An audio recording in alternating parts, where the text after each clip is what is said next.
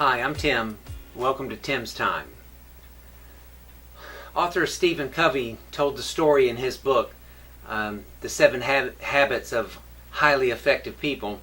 He tells the story of coming upon a man sawing a tree in the woods. The man looks frustrated and angry and tired, and so he turns to him and he asks, how you doing? And the man says, I've been doing this for a while and I am beat. And he says, really? How long have you been sawing?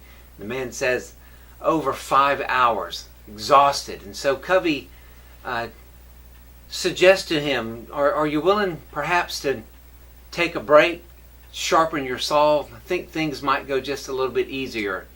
To which the man responded and said, I'm too busy sawing to take a break and sharpen my saw. And of course, Covey goes on to talk about refurbishing or replenishing, renewal, and a lot of different other areas of life. I want to use it to talk about my Band of Brothers. You'll notice I'm wearing my Band of Brothers vest. It has notated underneath the insignia Proverbs 27:17, which says, as a iron sharpens iron, so a man sharpens one another.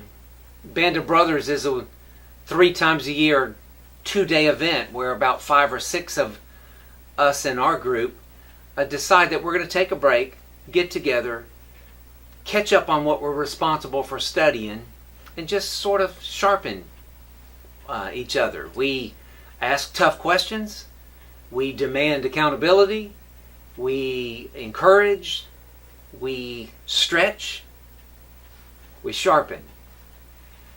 What does that have to do with us, Tim? Well, I know you're wondering, and I have a question to ask you as you go into this week. And before you jump to conclusions, don't go thinking that I'm going to ask you who in your life is sharpening you.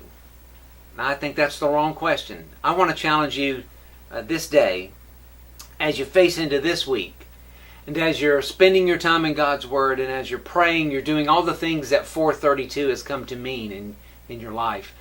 I want to encourage you to find someone to sharpen. The question is, who's in your life? Who has God placed in your life? Who have you allowed God to place into your life so that you encourage, hold accountable, ask tough questions, you stretch, you sharpen? You notice I didn't use the word mentor because all the literature tells us that people really are uncomfortable with this whole concept of serving as a mentor. So I'm not going to challenge you to mentor anyone. I'm going to encourage you to allow God to use you to sharpen someone and stretch them.